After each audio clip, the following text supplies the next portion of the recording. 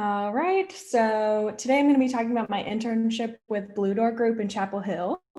Blue Door is a growth innovation agency for healthcare and life sciences companies, and together we've been working with a startup called Holistics Health, which is a platform that guides users through evidence-based and complementary medicines and therapies. So their goal is to provide evidence-based and patient-centered reviews of available integrative medical modalities, provide access to providers that are licensed in integrative modalities, and to provide unbiased recommendations on key considerations when selecting what products to buy. So Holistic's goal really resonated with me as someone who's experienced a lot of health issues growing up and who's often felt lost among the wealth of information on the internet. Helen, who is the founder of Holistics, noticed sort of a common theme in healthcare that outside of the healthcare setting, patients are pretty much on their own. Aside from the few times a year that they visit their providers, no one's really checking in with them. So are they following recommendations? Are they trying supplements, or are they just taking random advice off the internet? So together we're trying to answer the question, what are patients doing outside of the healthcare system? How are we tracking it? And how does it impact their overall health? The answer for most healthcare systems is we don't know. Our solution to this knowledge gap is the utilization of a lifelike chatbot platform that checks in with patients at home. So our first challenge was to find a chatbot platform that suited our needs. Blue Door owns a more rudimentary chatbot software called Chirrp, but we wanted to see if a program existed on the market already that suited all of our product requirements. So our goals for an appropriate chatbot software were flexibility for programming conversations with multiple branches. For more realistic conversations, we want the users to be able to respond to the chatbot and then have the chatbot respond accordingly, as opposed to just having a generic answer for user responses. So for example, if a user responds that their sleep quality was really poor over the past week, we want to empathize with them before just moving on to our next question. But if a user responds that they slept really well, we want to congratulate them and potentially even ask if, one of our tips or conversations actually helped their sleep quality. We also wanted the software to have the ability to schedule and automate delivery of conversations to bulk groups of users, because as chatbot enrollment grows, we don't want to get stuck manually delivering conversations to individuals every single day. We want to be able to group users based on, potentially their enrollment date or specific user group, such as like cancer survivors versus maybe a cohort that has a certain type of insurance versus a group of patients from a specific healthcare system. And then we want to automatically deliver conversations to them at a specified frequency. We also wanted the ability to automate delivery of personalized conversations based off of previous answers. So for example, if a user tells us that she's already taking 5 milligrams of melatonin nightly, we don't want to suggest melatonin later on down the line. And we wanted it to be easy to use, set up, and program. So I mostly looked for code-free conversation development so that any team member could add conversations or edit conversations. And then arguably our most important requirement is the ability to deliver conversations via SMS message. We want the chatbot platform to be accessible to people of all backgrounds, and seeing as most people have cell phones, we figured that SMS would be the best option. So for my research, I discovered 19 viable options and documented their attributes on a spreadsheet. Here you can see the first 4. I have a couple different categories in the columns, including target market, framework, flexibility, cost, and so on. The most important category is the suitability score, which is an objective measure of how suitable the platform is for our specific project needs. We ended up narrowing the list down to 3 programs, Zingle, Quincy, and Landbot.io.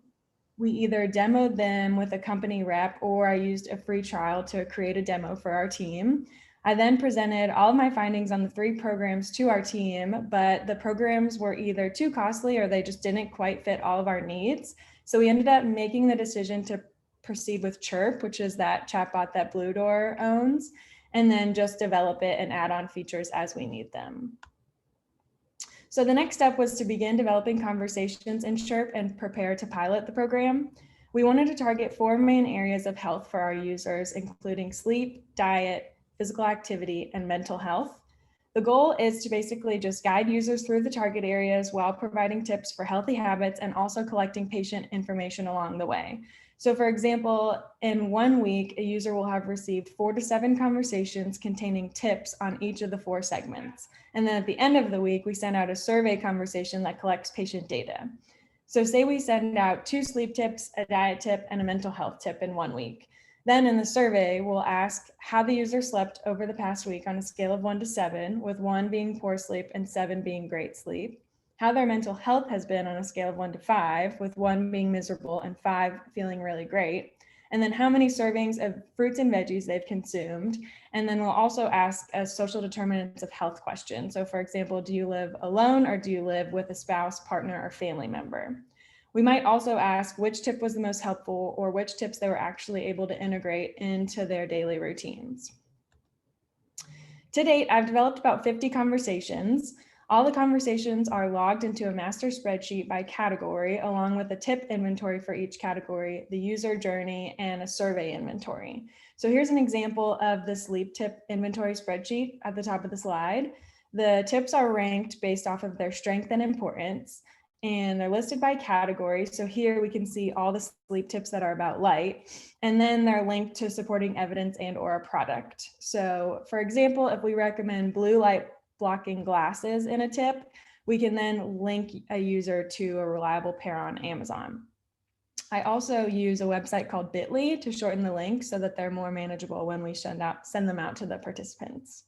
And then the lower screenshot is the sleep tip conversation spreadsheet. So after I create a conversation in Chirrp, I log it into these spreadsheets with the conversation ID, a link to the conversation's name, the category, and the content, and then I log any branches that a conversation may have. So on the back end, each conversation is developed via the text boxes shown in that screenshot on the left. If you want to save a user's answer, you'd create a variable name such as week1_rested, and then you'd enter it in that save as box under the conversation text. And then these responses can be exported into an Excel spreadsheet for analysis and for tracking a user's progress with their consent.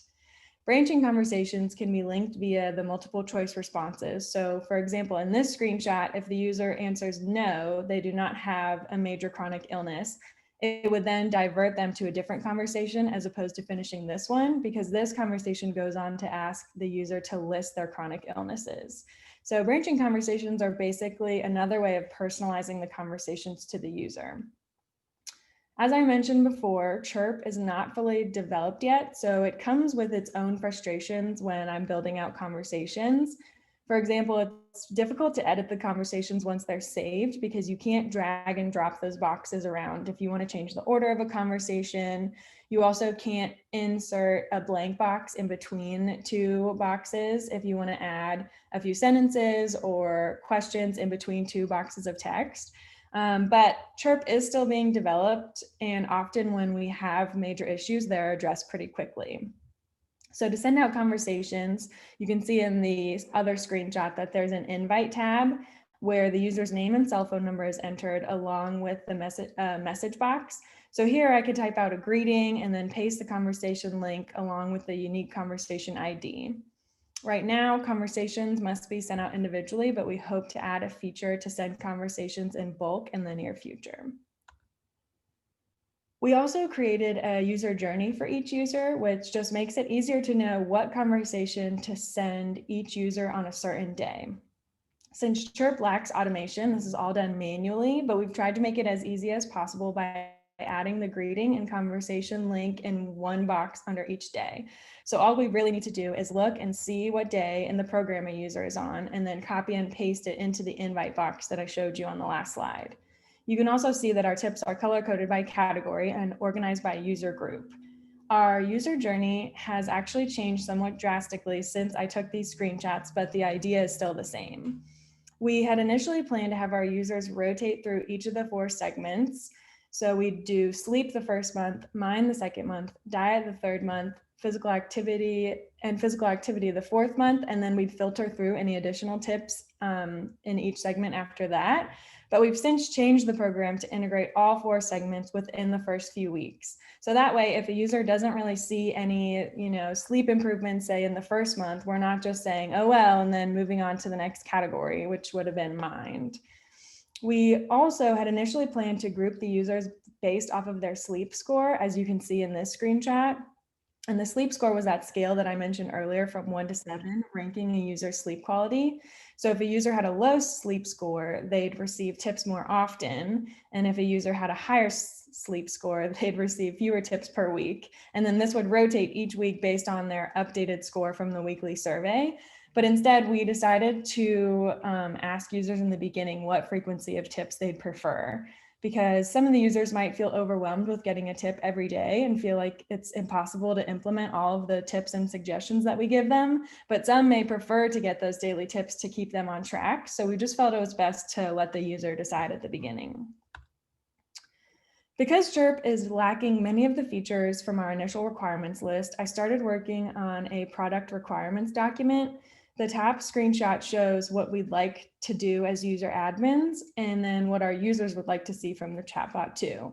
So for example, we'd like to be able to trigger conversations automatically based off a user's response, which means say a user types in, "I started taking melatonin last week." Chirrp would be able to read the word melatonin and then trigger a conversation that would automatically ask what the dosage and frequency of melatonin use is. An example of the end user sentence would be, "I don't want to repeat the same conversations or tips multiple times." These requests are then compiled into a user story, like on the lower screenshot, which has a feature name, story sentences, applicable role, and an additional explanation of the feature.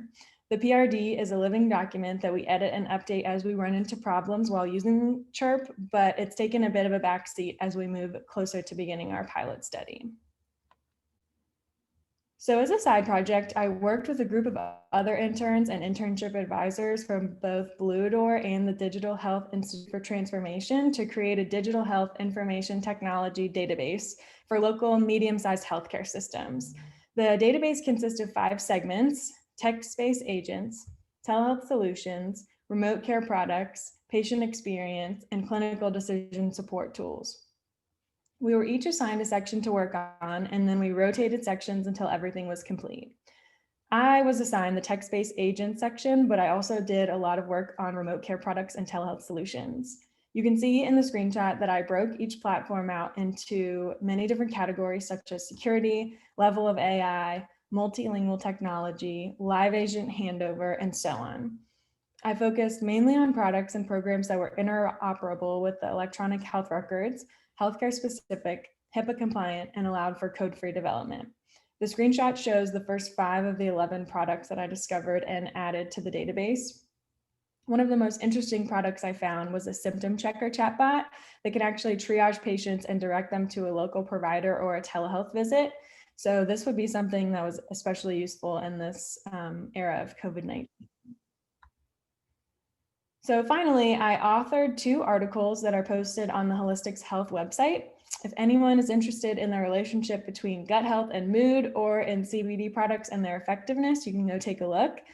As someone with a science and technical background, I've always loved being able to research a topic and then put my findings into layman's terms for everyone to understand. So this was a fun little side project for me.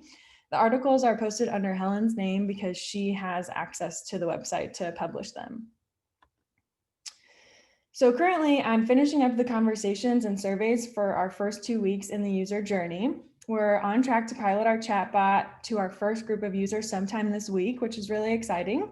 It's going to be great to see all of our hard work come to fruition. And I'm also really excited to see how the chatbot platform improves the health of patients over time via education and encouraging healthy habits. I'm really grateful to have the opportunity to work with Blue Door, Holistics, and DHIT, and I've definitely learned a lot of valuable lessons. The biggest lesson I'd have to say is that I've learned to roll with the punches. I am a very type A person, but when you're working with the startup, ideas are constantly flowing and plans often change. I often found myself building out conversations or starting to work on something and then completely redoing it when plans change the next week. Even the information that I wrote up in my internship report is already outdated, but I learned to be more flexible and I'm really grateful for that.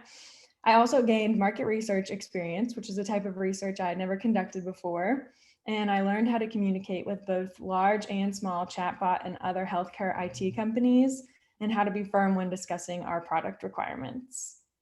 Finally, I can't emphasize enough how much I appreciated working in a small team where I really felt my voice was heard. I felt very comfortable voicing my opinions and bringing new ideas to the table, and those opinions and ideas were very clearly respected by the team. I'm proud to say that my ideas were taken to heart and many were implemented into the chatbot website or the pilot study plan. And I don't believe I would have been able to get this experience elsewhere. So thank you all for being here and for your time today. Does anyone have any questions?